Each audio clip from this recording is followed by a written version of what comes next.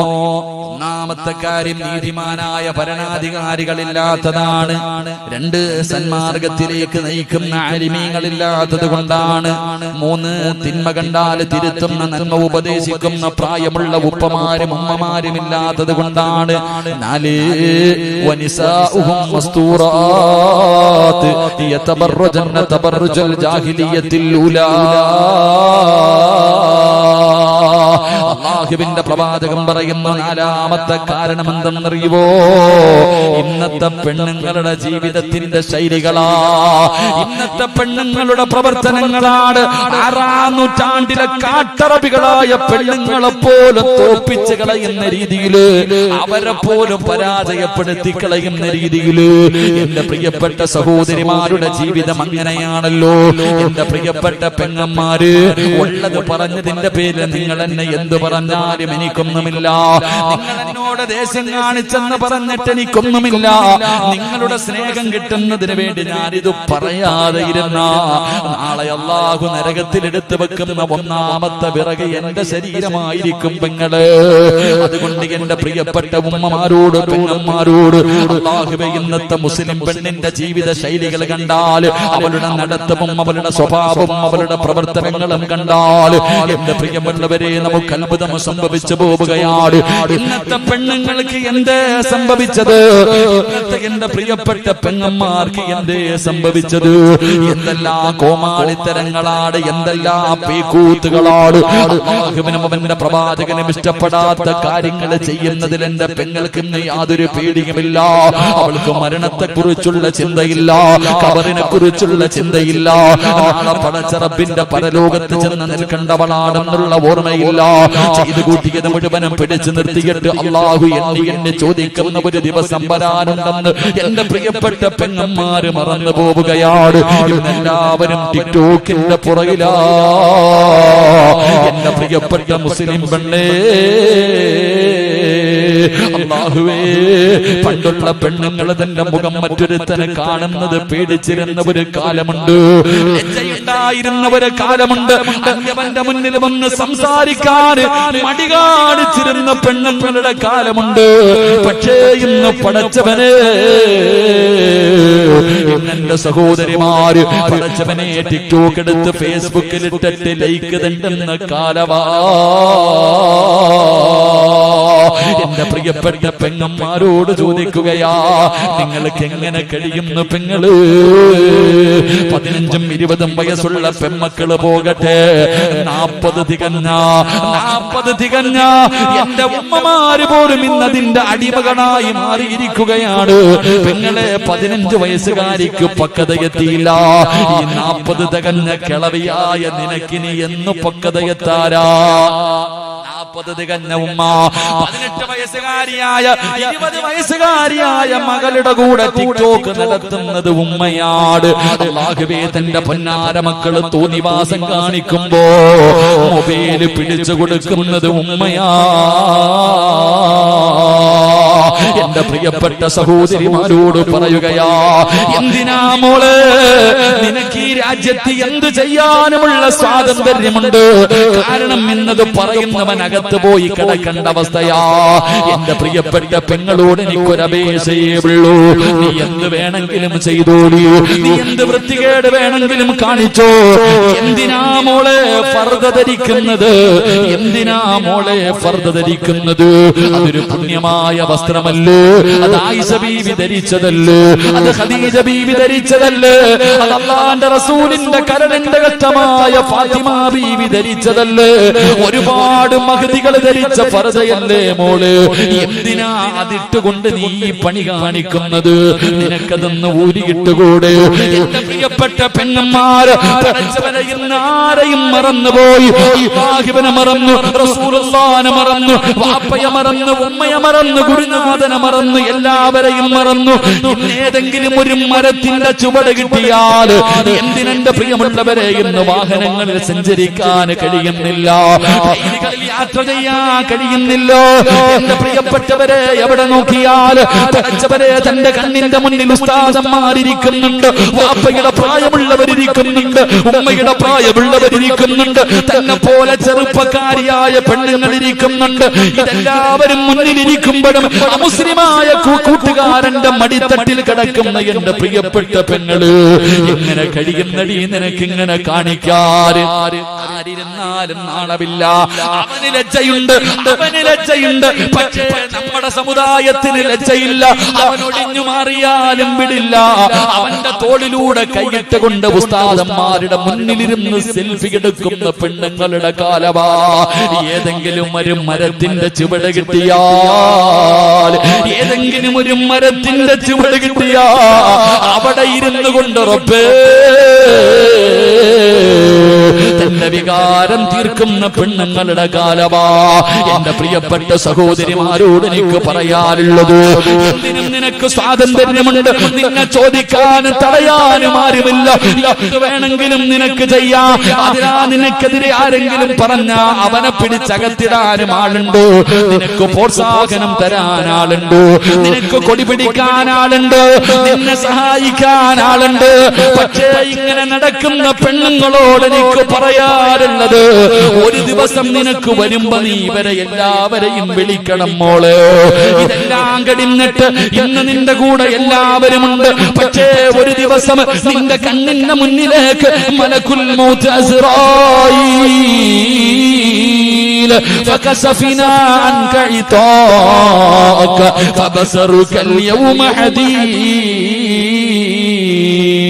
നിന്റെ കണ്ണിന്റെ മുന്നിലേക്ക് മലക്കുൽ മൗത്ത് അനുയായികളും ഇറങ്ങി വരും. അവർ പറയും കൊണ്ടുപോകാമെന്നതാടി, നിന്നെ റൂഹ് പിടിക്കാമെന്നതാണ്. വിളിച്ച് കൊടി പിടിച്ചവര്, പ്രോത്സാഹനം തന്നവര്, കൂടെ നടന്നവര്, സൈർ ചെയ്തവര്, നിനക്ക് ലൈക്ക് തന്നവര് എല്ലാവരെയും വിളിക്കില്ല. പടച്ചവനെ ആ മരണത്തിന്റെ രംഗം ഇങ്ങനെ കടന്നു വരുമ്പോ അതാ അവരുകൾ പറയുന്നു, കല്ലാ ഇദാ ബലഗത്തി തറാഖിയ വകീല മൻ റാഖ വظن أنه الفراق والتفت الساق بالساق إلى ربك يومئذ المساق. മലക്കുകൾ പറയുന്ന ദിവസം ആര് വരുമടി നിന്നെ രക്ഷിക്കാൻ? ആ മരണത്തിൽ നിന്ന് രക്ഷിക്കാൻ ആരാ നിനക്ക് വരുന്നത്? ഇതെല്ലാം കഴിഞ്ഞിട്ട് നാള് ഇന്നിങ്ങനെ നടക്കുമ്പോ അമ്മ നിന്നെ ഇങ്ങനെ വെറുതെ വിട്ടിരിക്കുകയാണ്. ഓന്തോടിയാൽ എവിടെ വരെ ഓടും പെണ്ണ്, നീ പോയാൽ എവിടെ വരെ പോകുമടി? ഈ ഓട്ടത്തിനൊരവസാനമുണ്ട്. അല്ലാഹ് പറയുകയാ വത്തഖൂ യൗമൻ തുർജഊന ഫീഹി ഇലല്ലാഹ്. എവിടെ പോയാൽ ഒരു ദിവസം നീ എന്റെ മുന്നിൽ തിരിച്ചു വരുമടി. നീ എവിടെ പോയാൽ നാളെ എന്റെ മുന്നിൽ വന്ന് നിൽക്കുന്ന ഒരു ദിവസം നിനക്ക് വരാനുണ്ട്. അതുകൊണ്ട് പെങ്ങളോട് പറയുകയാ, ഇന്നെല്ലാ ഫ്രണ്ട്ഷിപ്പാണ്. ഇവന്റെ കയ്യിൽ പിടിച്ചാലും കുറ്റം പറയാ പാടില്ല. ഇന്നലക്ക് കൂട്ടുകാരാട് പെങ്ങളെ വ്യഭിചാരമെന്ന് പറഞ്ഞാൽ ആണും പെണ്ണും കിടപ്പറയിൽ കിടന്ന് ശാരീരികമായി ബന്ധപ്പെടുന്നതിന് മാത്രമല്ല വ്യഭിചാരമെന്ന് പറഞ്ഞത്. അല്ല വ്യഭിചരിക്കരുതെന്നല്ല പറഞ്ഞത്. വലാ തഖറബുസ് സിനാ ഇന്നഹു കാന ഫാഹിശാ. വ്യഭിചരിക്കരുതെന്നല്ല പറഞ്ഞത്. നിങ്ങൾ അടുക്കല്ലേ, നിങ്ങൾ അടുക്കല്ലേ. അവന്റെ കയ്യിൽ പിടിക്കുന്നത് വ്യഭിചാരമാണ്. അവനെ കാണുന്നത് വ്യഭിചാരമാണ്. അവനോട് സംസാരിക്കുന്നത് വ്യഭിചാരമാണ്. അവൻ പറയുന്നത് കേൾക്കുന്നത് വ്യഭിചാരമാണ്. അവനെ കുറിച്ച് ചിന്തിക്കുന്നത് വ്യഭിചാരമാണ്. ഇത് വ്യഭിചാരമാണ്, വ്യഭിചാരമാണ്. ഇങ്ങനെ വ്യഭിചരിക്ക് നടക്കുന്നവന്റെ ആയുസ് കുറവാണ്. ഇങ്ങനെ വ്യഭിചരിച്ച് നടക്കുന്നവന്റെ ആയുസ് കുറവാണ് പൊന്നുമോനെ. അതുകൊണ്ട് എന്റെ പ്രിയപ്പെട്ട പെങ്ങന്മാരോട് പറയുകയാ, അഹങ്കാരം കുറയ്ക്കു പെണ്ണേ, ഒന്ന് താഴെ ഇറങ്ങടി പൊന്നുമോള്. 50 വയസ്സുള്ള നിന്റെ ഉമ്മ ചെയ്യാത്ത പാപം ഈ 18 വയസ്സിന് നീ ചെയ്തില്ലേ പൊന്നുമോള്? 20 വയസ്സുള്ള 25 വയസ്സുള്ള പെങ്ങളോട് ഞാൻ ചോദിക്കുകയാ, നിന്റെ ഉമ്മയുടെ ഉമ്മ 60 വയസ്സ് 70 വയസ്സ് വരെ ജീവിച്ചവരാ. നിന്റെ അടുക്കൽ എത്രയോ പ്രായം ചെന്ന ഉമ്മ ഇരിപ്പുണ്ട്. ആ ഉമ്മ 60 കൊല്ലം കൊണ്ട് ചെയ്യാത്ത പാപം മോളെ നിന്റെ ഈ ചെറിയ പ്രായത്തിൽ ചെയ്ത് കളഞ്ഞില്ലേടി. ഇനിയെങ്കിലും നിനക്കൊന്ന് നന്നായിക്കൂടെ? ഇനിയെങ്കിലും ഇതെല്ലാം ഒന്ന് നിർത്തിക്കൂടെ? എന്റെ യുവത്വത്തോട് എനിക്ക് പറയാറുള്ളത്, എന്റെ പെങ്ങന്മാരോട് എനിക്ക് പറയാറുള്ളത്, അല്ലാഹുവിന്റെ പ്രവാചകന് 3 വിഭാഗം പെണ്ണുങ്ങളെ ശപിച്ചിരിക്കുകയാ. അല്ലാഹുവിന്റെ റസൂൽ അവിടെന്ന് പറഞ്ഞു, സ്വഹാബാ 3 വിഭാഗം പെണ്ണുങ്ങൾ അല്ലാഹു ശപിച്ചിരിക്കുകയാ. അവൾ അല്ലാഹുവിന്റെ ശാപം കിട്ടിയവളാ, അവൾ അല്ലാഹുവിന്റെ ശാപം കിട്ടിയവളാ. അല്ലാഹു ശപിച്ചാ നന്നാകുവോ മോളെ? അല്ലാഹു ശപിച്ചാ നന്നാവോ? ശപിച്ചവനാണ് ഇബ്ലീസ്. അവന്റെ അവസ്ഥ എന്താണെന്ന് എനിക്കും നിങ്ങൾക്കും അറിയാമല്ലോ. അതുകൊണ്ട് അല്ലാഹു ശപിച്ച 3 വിഭാഗം പെണ്ണുങ്ങളുണ്ട്. അതിലെ ഒന്നാമത്തെ വിഭാഗമാരാ? എന്റെ പ്രിയപ്പെട്ട ചെറുപ്പക്കാരാ, എന്റെ പ്രിയപ്പെട്ട യുവത്വേ, അല്ലാഹുവിന്റെ ശാപം കിട്ടിയ 3 വിഭാഗത്തിൽ ഒന്നാമത്തെ വിഭാഗം പച്ചകുത്തുന്നവരാ. ഇന്ന് പച്ചകുത്തുന്നത് ഒരു വല്ലാത്ത ട്രെൻഡാണല്ലോ. ശരീരത്തു പച്ചകുത്തുന്നത് ഇന്ന് വല്ലാത്ത ട്രെൻഡാണല്ലോ. നേരത്തെ ആണുങ്ങൾ മാത്രമാണ് ചെയ്തതെങ്കിൽ ഇന്ന് പെണ്ണുങ്ങളിലേക്കും കടന്നു വന്നിരിക്കുകയാ. അവളുള്ള വീട് നേരെയാകൂല. അല്ലാഹുവിന്റെ ശാപം കിട്ടിയവളുള്ള വീട്. റസൂലുള്ള പറയുകയാണ്, നിന്റെ ഭാര്യയുണ്ടോ, നിന്റെ മക്കളുണ്ടോ, നിന്റെ കൂടപ്പിറപ്പുണ്ടോ, അല്ലാഹു ശപിച്ച 3 വിഭാഗത്തിൽ നിന്റെ വീട്ടിലെ ഏതെങ്കിലും ഒരു പെണ്ണുണ്ടോ? റസൂലുള്ള പറയുകയാ, പച്ചകുത്തുന്നവരെ അല്ലാഹു ശപിച്ചിട്ടുണ്ട്. രണ്ടാമത്തെ വിഭാഗം ആരെന്നറിയോ? ചെറുപ്പക്കാരാ, നീ ചോദിക്കുമല്ലോ, ഉസ്താദേ എന്ത് ചെയ്തിട്ടും ഞാൻ എന്തേ നേരെയാകാത്തത്? ഞാനെന്ത് കച്ചവടം ചെയ്താലും പൊളിയുന്നല്ലോ, എന്തെല്ലാം ഉണ്ട് ഉസ്താദേ, പറക്കത്തില്ലല്ലോ, വയറ് നിറയുന്നില്ലല്ലോ, തൃപ്തിപ്പെടാ കഴിയുന്നില്ലല്ലോ. എന്റെ ചെറുപ്പക്കാരാ, വീട്ടിൽ പോയിട്ട് നോക്കടാ. അല്ലാഹുവിന്റെ റസൂൽ പറയുന്നു, പടച്ച റബ്ബ് ശപിച്ച രണ്ടാമത്തെ വിഭാഗമാരാ? സൗന്ദര്യത്തിന് വേണ്ടി മുഖത്തെ മുടി പറിച്ചു കളയുന്ന പെണ്ണ്. നീ അല്ലാഹുവിന്റെ ശാപം കിട്ടിയവളാ. വീട്ടിൽ ചെന്നിട്ട് ഭാര്യയുടെ പിരിയത്തിൽ നോക്കടാ ചെറുപ്പക്കാരാ. നിന്റെ ഉമ്മയുടെ വയറ്റിൽ കിടന്ന തെറ്റ് കണ്ടാ തിരുത്തേണ്ടവനാണ് നീ. നിന്റെ പെങ്ങളുടെ നെറ്റിയിൽ അവളുടെ മുഖത്തേക്ക് നോക്ക്, നിന്റെ സഹോദരിയുടെ മുഖത്ത് നോക്ക്, നിന്റെ ഭാര്യയുടെ മുഖത്ത് നോക്ക്, നിന്റെ പെമ്മക്കളുടെ മുഖത്ത് നോക്ക്.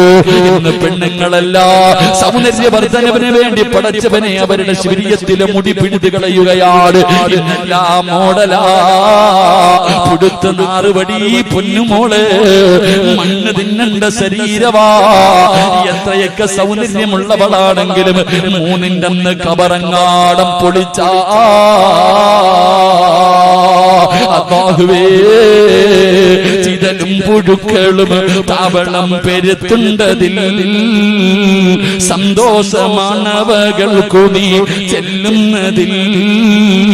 പൊൻവർണ്ണ കോമള മൃദുലമായ ശരീരമിൽ സമരത്തിലാണു പരസ്പരം തിന്നുന്നതിൽ. കാർഡില്ല റേഷൻ വേണ്ട പോലതിലുണ്ട്, ക്യൂ സിസ്റ്റമില്ല, തള്ളലാണത് കൊണ്ട്. ഇതെല്ലാം പുഴുക്കൾ തിന്നുന്ന ഒരു ദിവസം വരാനുണ്ട് മോളെ. നിന്റെ സൗന്ദര്യം നാട്ടുകാർക്ക് കാണാനുള്ളതല്ല, നിന്റെ സൗന്ദര്യം നിന്റെ ഭർത്താവിന് ആസ്വദിക്കാനുള്ളതാ. നാട്ടുകാരുടെ മുന്നിൽ സൗന്ദര്യമുള്ളവളാണെന്ന് തെളിയിക്കാ. തന്റെ മുഖത്തിലെയും തന്റെ പെരിയത്തിലെയും മുടി പിടിതു കളയുന്ന ഉമ്മമാരെ, അല്ലാഹു ശപിച്ചവളാണ് നീ, അല്ലാഹുവിന്റെ ശാപം കിട്ടിയവളാണ് നീ. അങ്ങനെ ഏതെങ്കിലും ഒരു പെണ്ണോ ഈ മഹാനിന്റെ ചാരത്ത് വന്നിരിപ്പുണ്ടോ? അള്ളാന്റെ മുന്നിൽ പൊട്ടിക്കരഞ്ഞ് തൗബ ചെയ്തോ, അള്ളാഹുവിന്റെ മുന്നിൽ പൊട്ടിക്കരഞ്ഞിട്ട് തൗബ ചെയ്തിട്ട് അള്ളാഹുവിന്റെ സ്നേഹം നേടാതെ പോകല്ലേ. മൂന്നാമത്തെ വിഭാഗമാരാ? അള്ളാഹുവിന്റെ ശാപം കിട്ടുന്ന മൂന്നാമത്തെ വിഭാഗം എന്റെ പ്രിയപ്പെട്ടവരെ, നരച്ച മുടി മറയ്ക്കുന്നവരാ. പടച്ചവനെ ഇന്ന് പ്രായം മറയ്ക്കാതെ, ഇന്ന് പ്രായം മറയ്ക്കാ പടച്ചവനെ നരച്ച മുടിയുടെ മുന്നില് എന്റെ പ്രിയപ്പെട്ടവരെ കറുത്ത പെയിന്റടിച്ചിട്ട് നടക്കുന്ന ചെറുപ്പക്കാരാ, എന്റെ പ്രിയപ്പെട്ട പെങ്ങന്മാര്, അല്ലാഹുവിന്റെ റസൂൽ അവിടെന്ന് പറയുകയാ, നീ ശാപം കിട്ടിയവളാണ്, പടച്ച റബ്ബിന്റെ ശാപം കിട്ടിയവളാണ്. അതുകൊണ്ട് എന്റെ പ്രിയപ്പെട്ട മാതാപിതാക്കളോട് പറയുകയാണ്, ഈ പറയുന്ന 3 വിഭാഗം പെണ്ണുങ്ങൾ നിന്റെ വീട്ടിലുണ്ടോ?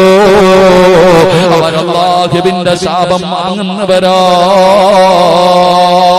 അതുകൊണ്ട് എന്റെ പ്രിയപ്പെട്ട സഹോദരിമാരോട്, എന്റെ പെങ്ങന്മാരോട് എനിക്ക് പറയാനുള്ളത്, നിങ്ങൾ പടച്ചവനെ ഭയന്ന് ജീവിക്കൂ, അല്ലാഹുവിനെ മറന്നു പോകല്ലേ, വന്ന വഴി മറന്നു പോകല്ലേ. നിങ്ങളെ എല്ലാ പാവങ്ങളും കഴുകിക്കളാ. ഇടയ്ക്കിടയ്ക്ക് നോവല് വായിക്കുന്നതൊക്കെ എടുത്ത് മാറ്റൂ. എന്തിനാ സിനിമാ താരങ്ങളെ കണ്ടുപിടിക്കുന്നത്, സീരിയൽ നടിമാരെ കണ്ടുപിടിക്കുന്നത്, മോഡലുകളുടെ ചരിത്രം വായിക്കുന്നത്? നിങ്ങളെ നിന്നെ പോലെ വികാര വിചാരമുള്ള പച്ചയിറച്ചിയുള്ള നിന്റെ കാല് കാലാരടകുള്ള നിന്നെക്കാലും ഒരുപാട് സ്വപ്നങ്ങളും പ്രതീക്ഷകളുമായി കഴിഞ്ഞിരുന്ന എത്രയോ മഹദിമാരുണ്ട്. ആയിഷ ബീവിയുടെ ചരിത്രമെടുത്ത് വായിച്ചു നോക്ക്, ഖദീജ ബീവിയുടെ ചരിത്രമെടുത്ത് വായിച്ചു നോക്ക്, ഫാത്തിമ ബീവിയുടെ ചരിത്രമെടുത്ത് വായിച്ചു നോക്ക്. ഒരുപാട് സഹാബി വനിതകളുടെ ചരിത്രം നിനക്ക് പഠിക്കാറില്ലേ? നഫീസത്തുൽ മിസ്രിയ എന്തൊരു സൗന്ദര്യമുള്ള പെണ്ണായിരുന്നു. ആ മിസ്റിന്റെ മാണിക്യത്തിന്റെ ചരിത്രം നീ വായിച്ചു നോക്കാത്തതെന്തേ? നൂറിൽ മിസ്രിയാനെ നിനക്കറിയുമല്ലോ, മൈമൂനത്തിൽ മിസ്രിയാനെ നിനക്കറിയുമല്ലോ. ഒരുപാട് മഹദികളുടെ ചരിത്രം നിനക്ക് വായിക്കാൻ പഠിക്കാനുണ്ടല്ലോ. ഇടയ്ക്കിടയ്ക്ക് സമയം കിട്ടുമ്പോ അവരൊക്കെ അവരുടെ ചരിത്രങ്ങളും വായിച്ചു നോക്കിയിട്ട് നിന്റെ ജീവിതത്തിൽ മാറ്റം വരുത്താ തീരുമാനിച്ചോ? എന്റെ പ്രിയപ്പെട്ട പെങ്ങൾക്ക് ഞാനൊരു ചരിത്രം പറഞ്ഞു തരാ. മഹാനായ നബി മുഹമ്മദ് മുസ്തഫ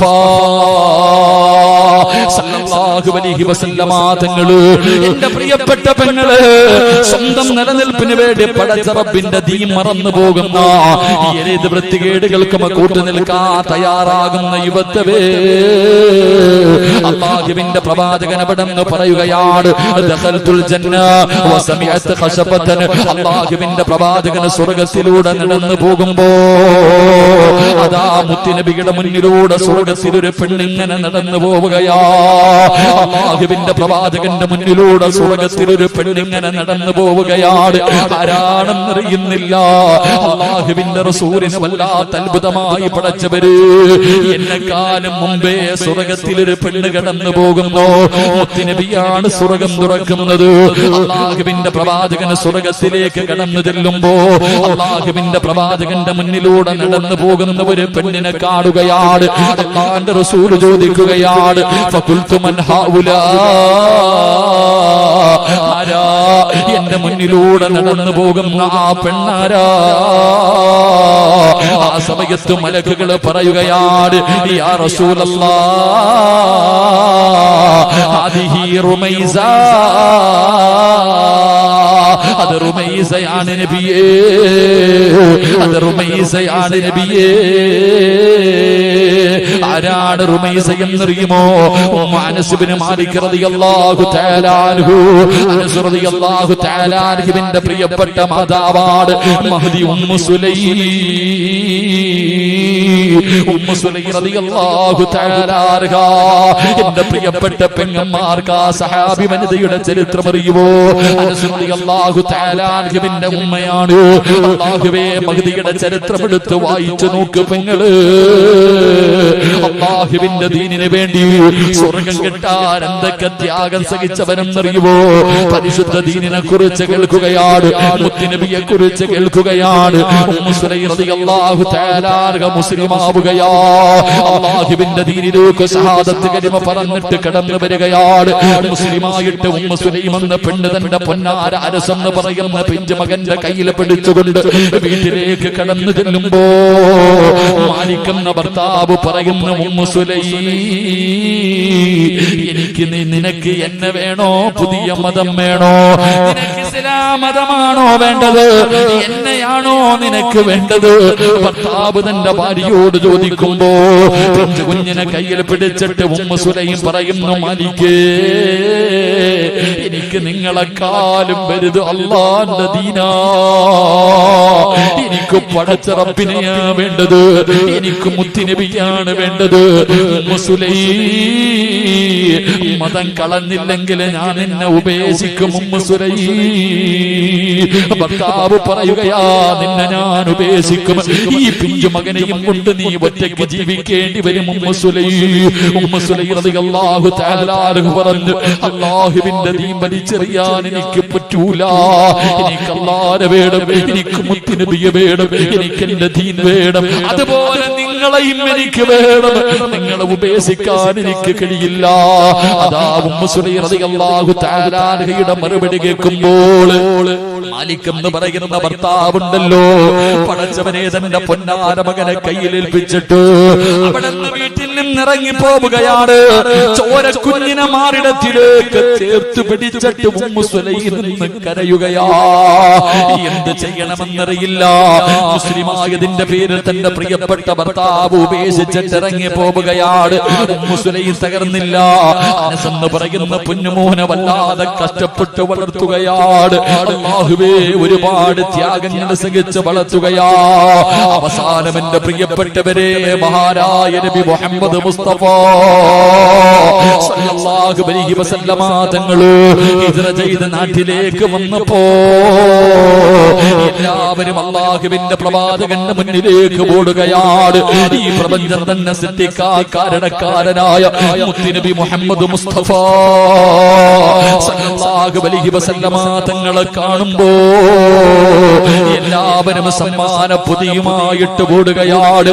മുത്തുനബിയുടെ കയ്യിൽ കൊണ്ടുപോയി സമ്മാനം കൊടുക്കുമ്പോ ഉമ്മു സുലൈം റളിയല്ലാഹു തആല വീടിന്റെ അകത്തിരുന്ന് കരയുന്നു, അല്ലാഹ്, എന്റെ കയ്യിലൊന്നുമില്ലല്ലോ റബ്ബേ, മുത്തുനബിക്ക് കൊടുക്കാ, ലോകത്തിന്റെ നേതാവിനെ കൊടുക്കാ. കണ്ടിരുന്ന ആദ്യമായിട്ട് മുത്തുനബിയെ കാണുമ്പോ കൊടുക്കാ തന്റെ കയ്യിലൊന്നുമില്ലല്ലോ. ഉമ്മു സുലൈം വീടിന്റെ അകത്തിരുന്ന് കരയുകയാണ്. എന്നിട്ട് തന്റെ പൊന്നാര മകനെയുണ്ടല്ലോ, അനസ് എന്ന് പറയുന്ന 10 വയസ്സുള്ള തന്റെ പൊന്നാര മകനെ ഒരുക്കുകയാണ്.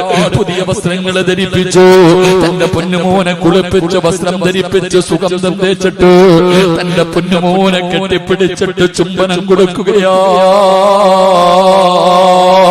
അനസ് എന്ന് പറയുന്ന പൊന്നുമകൻ ചോദിക്കുന്നു, എന്തിനാ ഉമ്മ കരയുന്നത്, എന്തിനാ ഉമ്മ കരയുന്നത്? തന്റെ പൊന്നാര മകന് കെട്ടിപ്പിടിച്ച് ചുംബനം കൊടുത്തിട്ട് കയ്യിൽ പിടിച്ചുകൊണ്ട് ഇലാ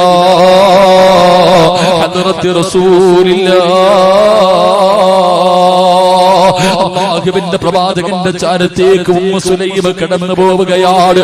അല്ലാഹുവിന്റെ പ്രവാചകന്റെ മുന്നിലേക്ക് കടന്നു ചെന്നിട്ട് അവിടെ നിന്ന് പറയുന്നു, നബിയേ, യാ റസൂലല്ലാഹ്,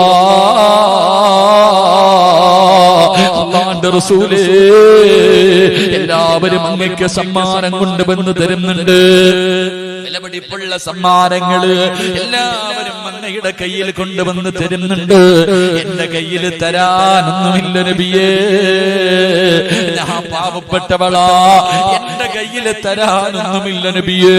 എനിക്ക് ലോകത്തിലെ ഏറ്റവും ഇഷ്ടം അല്ലാഹുവും അവന്റെ പ്രവാചകനും കഴിഞ്ഞാൽ എനിക്കിന്ന് ലോകത്തിൽ ഏറ്റവും ഇഷ്ടപ്പെട്ടത് എന്റെ പൊന്നുമകൻ അനസിനെയാണ് നബിയേ. എനിക്ക് ഏറ്റവും ഇഷ്ടപ്പെട്ടത് എന്റെ 10 വയസ്സുള്ള പൊന്നുമോനെയാ. അങ്ങയുടെ കയ്യിൽ തരാൻ എന്റെ കയ്യിലൊന്നുമില്ല. 10 വയസ്സുകാരനായ അനസ് എന്ന് പറയുന്ന പൊന്നുമോനെ മുത്തുനബിയുടെ കയ്യിൽ കൊടുത്തിട്ട് പറയുന്നു, യാ റസൂലല്ലാഹ്, ഇവനെ എടുത്തോ നബിയേ, എന്റെ പൊന്നുപോലെ എടുത്തോ നബിയേ, അങ്ങയുടെ ചെരുപ്പെടുത്ത് തരാൻ, അങ്ങക്ക് വെള്ളമെടുത്ത് തരാൻ, അങ്ങക്കൊരു ഖാദിമായിട്ട് എന്റെ പൊന്നുമകനെ എടുത്തോ നബിയേ. അനസ് എന്ന് പറയുന്ന 10 വയസ്സുള്ള 9.5 മാസക്കാലം ഗർഭം ചുമന്ന് മരണവേദനയുടെ വേദനയും പ്രസവിച്ച തന്റെ പൊന്നാര 10 വയസ്സുള്ള മകന് അല്ലാഹുവിന്റെ റസൂലിന്റെ കയ്യിലേക്ക് വെച്ച് കൊടുത്തിട്ട് ഈ ഉമ്മ പറഞ്ഞതെന്തെന്നറിയോ? മോനെ അനസ്, നാളെ അല്ലാഹുവിന്റെ പരലോകത്ത് വെച്ച് കാണുമ്പോ ഈ ഉമ്മാനെ നീ കയ്യിൽ പിടിച്ച് സ്വർഗത്തിൽ കൊണ്ടുപോകണേ അനസ്, എന്നെ നീ സ്വർഗത്തിൽ കൊണ്ടുപോകണേ അനസ്. അല്ലാഹുവിന്റെ റസൂലിന്റെ കയ്യിലേക്ക് തന്റെ പൊന്നുമകന്റെ കൈ പിടിച്ച് കൊടുത്തെന്ന് ചരിത്രം പറയുമ്പോ അല്ലാഹു ഇഷ്ടപ്പെട്ട ഒരു മഹാനിന്റെ ചാരത്ത് കടന്നു വന്ന എന്റെ പ്രിയപ്പെട്ട ഉമ്മ പെങ്ങന്മാരോട് ചോദിക്കുകയാ, ആ ഉമ്മ സുലൈം കിടക്കുന്ന സ്വർഗമുണ്ടല്ലോ, ആ സ്വർഗത്തിൽ കിടക്കുന്നത് പോയിട്ട്, ആ സ്വർഗം ചോദിക്കുന്നത് പോയിട്ട്, ആ സ്വർഗമെന്ന് കാണുന്നത് പോയിട്ട്, ആ സ്വർഗത്തിന്റെ പരിമളം 500 വർഷത്തെ വടി ദൂരം വരെ അടിച്ചു വീശുമ്പണ്ട്. അന്ന് ശ്വസിക്കാ, അതൊന്ന് ശ്വസിക്കാ നമുക്ക് അർഹതയുണ്ടോ പെങ്ങള്? അതുകൊണ്ട് എന്റെ പെങ്ങളോട് പറയുകയാ, അഹങ്കാരമൊക്കെ മാറ്റുമോളെ, എപ്പോഴെവിടെ വെച്ചാണ് മരണം വരുന്നതെന്നറിയില്ല. അതുകൊണ്ട് എന്റെ പ്രിയപ്പെട്ടവരോട് എനിക്ക് പറയാറുള്ളത് ഞാൻ നിർത്തുകയാണ്. ഇന്നലെ കണ്ടവനെ എന്ന് കാണാത്ത ദുനിയാവാ. നമുക്കൊക്കെ ഒരു ചിന്തയുണ്ട്, നമുക്കൊന്നും രോഗമില്ലല്ലോ, ക്യാൻസർ ഇല്ലല്ലോ, ട്യൂമർ ഇല്ലല്ലോ, കിഡ്നി തകർന്നിട്ടില്ലല്ലോ, എനിക്ക് പ്രായമായില്ലല്ലോ, ഞാനിപ്പോഴെങ്ങും മരിക്കൂല, ഇനിയും ഒരുപാട് കാലം ജീവിക്കുമെന്ന ഒരു ധാരണ നമുക്കുണ്ട് മുസ്ലിമേ. എങ്കിലാരാ പറഞ്ഞത്, എങ്കിലാരാ പറഞ്ഞത്? തുഅമ്മീലു ഫിദ്ദുനിയാ طويلا ولا تدري إلى جن ليل هل يسوء إلى الفجر وكم من صحيح مات من غير علة وكم من مريض عاش دهرا لا تهري. കവിയവിടെന്ന് ചോദിക്കുകയാണ്, കവിയവിടെന്ന് ചോദിക്കുകയാ, നമ്മുടെ ചില പ്രവർത്തനങ്ങളും നടത്തവും നമ്മുടെ ജീവിതവും കണ്ട ഒരിക്കലും മരിക്കാത്തവനെ പോലെ ഇങ്ങനെ നടക്കുന്നവരോട് കവി ചോദിക്കുകയാ,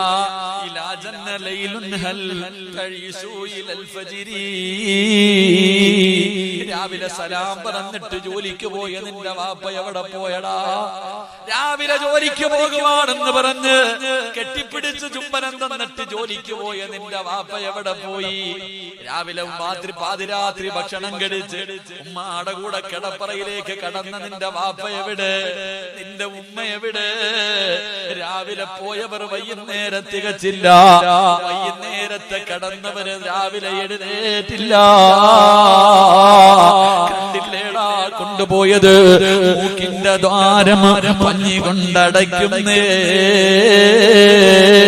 കാണേണ്ടവർ കണ്ടോ ഇതാ പൊതിയുന്നേ.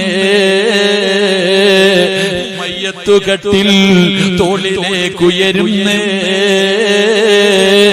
പുരയ്ക്കുള്ളിലപ്പോൾ രോദനം ഉയരുന്നേ. അരുമക്കിടാങ്ങൾ വാപ്പയെ വിളിക്കുന്നേ, അതിനുത്തരം നൽകാതെ നീ കിടക്കുന്നേ. വെള്ളത്തുണിയിലേക്ക് കുളിപ്പിച്ചിട്ട് നിന്റെ വാപ്പാനെ കൊണ്ടുകിടത്തി, നിന്റെ ഉമ്മാനെ കൊണ്ടുകിടത്തി, നിന്റെ കുടുംബത്തിലെ പലരെയും കൊണ്ടുകിടത്തി. മൂക്കിന്റെ താരത്ത് പഞ്ഞിയെടുത്ത് വെച്ചു, ചെവിയിലും വായിലും കണ്ണിലുമെല്ലാം പഞ്ഞിയെടുത്ത് വെച്ച് 3 കഷ്ടം വെള്ളത്തുണിയെടുത്ത് പൊതിഞ്ഞിട്ട് അതാ തലയിലും കാലിലും തുണിയങ്ങ് ചുരുട്ടിയിട്ട് 3 കെട്ട് കെട്ടിയിട്ട് പള്ളിയിൽ നിന്ന് കൊണ്ടുവന്ന മയ്യത്ത് കെട്ടിനകത്ത് എടുത്തു വെച്ച് 6 പേര് ചുമന്നുകൊണ്ട് പള്ളിപ്പറമ്പിൽ കൊണ്ടുപോയി കുടിച്ചിട്ടില്ല. ചെയ്തില്ലടാ. എന്തേ ചിന്തിക്കാത്തത്? നീ വിചാരിച്ചോ ക്യാൻസർ ഉണ്ടെങ്കിലേ മരിക്കുമെന്ന്, ട്യൂമർ വന്നാലേ മരിക്കുമെന്ന് നീ കരുതിയെങ്കിൽ ഇല്ലടാ. വകം മിൻ സ്വഹീഹിൻ മാത മിൻ ഗൈരി ഇല്ലത്തി, ഒരു രോഗവുമില്ലാത്തവർ പെട്ടെന്ന് വീണും മരിച്ചു പോകുന്നടാ ചെറുപ്പക്കാരാ. കഴിഞ്ഞ ഞായറാഴ്ച ദിവസം ചങ്ങനാശ്ശേരിയിലെ റബ്ബേ 28-ാം തീയതി 27-ാം തീയതി ചങ്ങനാശ്ശേരിയിലെ മക്കാമിൽ കിടക്കുന്ന കറുത്ത തങ്ങളുടെ ആണ്ട് നേർച്ചയായിരുന്നു. എന്റെ പ്രിയപ്പെട്ടവരെ, എന്റെ മഹല്ലില്, ഞാൻ ജോലി ചെയ്യുന്ന മഹല്ലില് അതാ 18 വയസ്സുള്ള ചെറുപ്പക്കാരൻ പടച്ചവനെ ഗൾഫിൽ നിന്ന് വന്നതാണ്, ഗൾഫിൽ നിന്ന് വന്നതാണ്. തന്റെ പൊന്നാര മകനെ കൊണ്ടുവന്ന് വിട്ടിട്ട് വാപ്പ അങ്ങോട്ട് പോയതേ ഉള്ളൂ. ഒരു ദിവസമേ കഴിഞ്ഞുള്ളൂ. 18 വയസ്സുള്ള പൊന്നുമോ ഭക്ഷണം കഴിഞ്ഞിട്ട് കിടന്നതാ.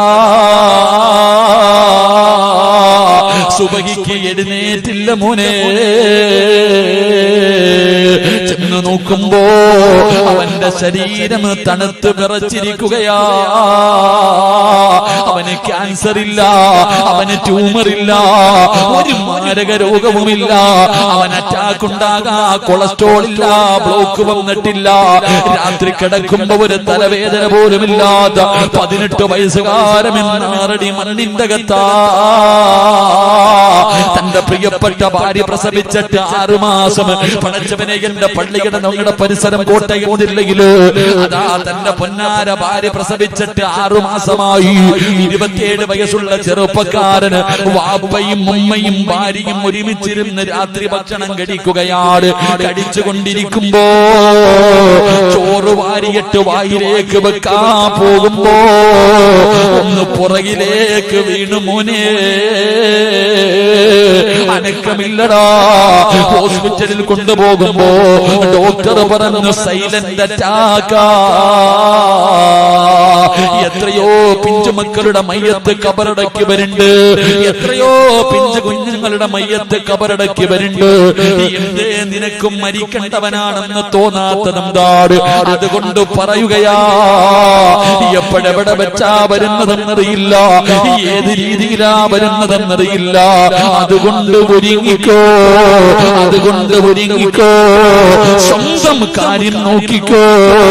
ഇദാ ജാ നസ്റുല്ലാഹി വൽ ഫത്ഹ് വറഅയ്ത الناس يدخلون في دين الله أفواجا فسبح بحمد ربك واستغفره إنه كان توابا. ഇത് മുത്തുനബിയുടെ മരണമെടുത്തു എന്ന് അല്ലാഹുവിന്റെ റസൂലിന്റെ മുന്നിൽ ജിബ്രീൽ വന്നറിയിച്ച ഒന്നാമത്തെ അടയാളമാ. അതുകൊണ്ട് എനിക്കും നിങ്ങളോട്, എന്റെ നഫ്സിനോടും നിങ്ങളോടും എനിക്ക് പറയാറുള്ളത്, പോകാ സമയമായി, ഈ ലോകം തകരാ സമയമായി. അതിന്റെ അഹങ്കാരമാ കാണുന്നത്. അല്ലാഹുവേ, അതിന്റെ മുമ്പുള്ള പ്രവർത്തനങ്ങളാ കണ്ടുകൊണ്ടിരിക്കുന്നത്. ഇതെല്ലാം ഇടിഞ്ഞു വീഴാറായി. വേണമെങ്കിൽ ഒരുങ്ങിക്കോ, വേണമെങ്കിൽ നന്നായിക്കോ, വേണമെങ്കിൽ പടച്ച റബ്ബിന്റെ സ്നേഹം പിടിച്ചു പറ്റിക്കോ, എന്നിട്ട് രക്ഷപ്പെടാൻ നോക്കിക്കോ. അതുകൊണ്ട് ഫസബ്ബിഹു ബിഹംദി റബ്ബിക, അല്ലാഹുവിലേക്ക് അടുത്തോ, അല്ലാഹുവിലേക്ക് അടുത്തോ. പടച്ച റബ്ബിന്റെ സ്നേഹം വാങ്ങി വെച്ചോ. ഇസ്തിഗ്ഫാറുകൾ അധികമായിട്ട് പറഞ്ഞോ. മരണത്തിന് വേണ്ടി ഒരുങ്ങിക്കോ. അതുകൊണ്ട് എന്റെ പ്രിയപ്പെട്ട പെങ്ങള്, ഭൂമിയിൽ ദുരന്തമുണ്ടാകാറുള്ള 4ാമത്തെ കാരണം എന്തെന്നറിയോ? എന്റെ പ്രിയപ്പെട്ട പെങ്ങന്മാരെ, എല്ലാ പെണ്ണുങ്ങളെയും ഞാൻ കുറ്റപ്പെടുത്തുന്നില്ല, ഞാൻ നിങ്ങളെ ആക്ഷേപിക്കുന്നില്ല. കാരണം നിങ്ങളുടെ കാലിന്റെ ചുവട്ടിലാ സ്വർഗം കിടക്കുന്നത്, ഉമ്മാന്റെ കാൽ ചുവട്ടിലല്ലേ സ്വർഗം കിടക്കുന്നത്. അതുകൊണ്ട് എന്റെ ഉമ്മ പെങ്ങന്മാരെ ഞാൻ അവഹേളിക്കുന്നില്ല, നിങ്ങളെ കുറ്റപ്പെടുത്തുന്നില്ല. പക്ഷേ നിങ്ങളിലെ ചില പെണ്ണുങ്ങളുണ്ട്, ജനങ്ങളുണ്ടല്ലോ, അവരാറാം നൂറ്റാണ്ടിൽ ജീവിച്ചിരുന്ന കാട്ടറബികളുടെ കാലത്ത് ജീവിച്ചിരുന്ന പെണ്ണുങ്ങളെക്കാലം തരതാഴ്ന്ന ജീവിതമാ. യാതായിരുണ്ട യുഗമെന്ന് വിളിക്കുന്ന ഡാർക്ക് ഏജിലെ പെണ്ണുങ്ങളെക്കാല് കഷ്ടവാ. ആ കാലമാണ് മോള് ദുരന്തങ്ങൾ വലിച്ചു വെക്കുന്നതെന്ന് ചരിത്രം പറയുമ്പോ എന്റെ പ്രിയപ്പെട്ടവരെ ഒരുങ്ങിക്കോ. അല്ലാഹുവേ, കരുണക്കടലായ അല്ലാഹ്, നിന്റെ അദാബുകളെ തൊട്ട്, നിന്റെ ദുരന്തങ്ങളെ തൊട്ട് നീ ഞങ്ങളെ കാക്കണേ അല്ലാഹ്,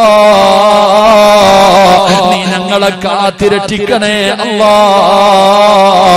പടച്ചവന് ഞങ്ങളുടെ നാടുകള് പ്രകൃതി ദുരന്തങ്ങളെ തൊട്ട് നീ കാത്തിരക്ഷിക്കണേ റബ്ബേ. ഈ സദസ്സ് അതിനൊരു സബബാക്കണേ അല്ലാഹ്. എല്ലാവരെയും കാത്തിരക്ഷിക്കുമാറാകട്ടെ, നമ്മുടെ നാടുകളെയും അല്ലാഹു കാത്തിരക്ഷിക്കുമാറാകട്ടെ. എന്റെ പ്രിയമുള്ളവരെ, ദുരന്തങ്ങൾ ഉണ്ടാകാനുള്ള കാരണങ്ങൾ ഈ 4 കാരണങ്ങളാണ്. അല്ലാഹു പഠിക്കാനും മനസ്സിലാക്കാനും അല്ലാഹു ഭാഗ്യം നൽകുമാറാകട്ടെ.